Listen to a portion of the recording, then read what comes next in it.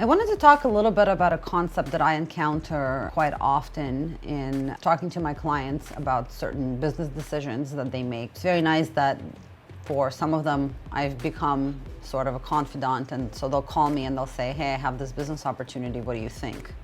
And of course, I'm always happy to discuss it with them. We often talk about short-term gains versus long-term losses. Some people, when a business opportunity arises, they get really, really excited and very emotional and they jump on it, right? They don't think it through. For example, I have a client that called me the other day. They have a really good technology they've developed that they have a patent on, but because of COVID, they've been struggling, just like a lot of other businesses have been struggling. Despite that, they're still sort of plowing their way and they're making things happen. There's progress, but they're just not where they would like to be. So they got approached by someone who said that, you know, we're willing to buy 90% of your company. You can retain 10%, and they gave them certain terms and they gave them a really, really low valuation. Even though it's a low valuation, it's still a really big chunk of money. And so on the surface, it looks like, okay, this is our knight in shining armor. They've come to save us. They're gonna buy 90% of our company, and then they're gonna infuse all this money into it. They're gonna take it to where we would have probably taken it, 5 years from now. Through this conversation with the client, we started talking about, okay, well, now you're gonna get this now. You're gonna retain 10%.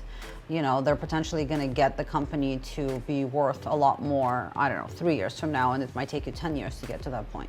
Well, let's do the math. Compared to what you're getting now, what are you going to get 10 years from now if you keep 100% of the company, or give up a small percentage, or do some sort of debt financing, right? Like, what are the hurdles? What do you think might happen in the interim? When we go through this analysis, it becomes very apparent that it's a decent short-term gain, but it's a significant long-term loss. I think it's a really useful concept, and people often don't look at it that way. They don't do the comparison, they don't do the analysis. A lot of companies are distressed right now, and I'm sure that there are very savvy investors out there, and good for them, who are going and trying to basically pick up these companies at much lower valuations, because some of them have no way out. If there's no way out, then it's one thing, then I get it. That might be your one shot to salvage what you've created, right? But there is a way out, but it might be a difficult path.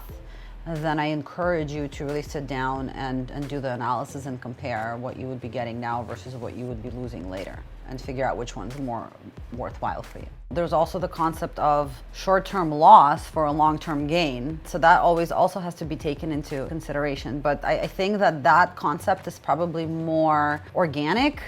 People understand it better. It's kind of the same thing as, you work really, really, really hard now to then, reap the rewards of your hard work in the future, when you don't have to work as hard, but you have created all these things. So the concept is the same. I just think people have a much more difficult time with it in the reverse, because they usually just see what's in front of them and they don't think long term. I consider the entire situation. I consider, how the client feels about the business. I consider the time commitment that they might have to make. Do they have the time? What will it be taking away from otherwise? Are there any other ancillary things that need to go into account? Are there partners? Are there any relationships that we have to take into consideration? It's a very holistic approach.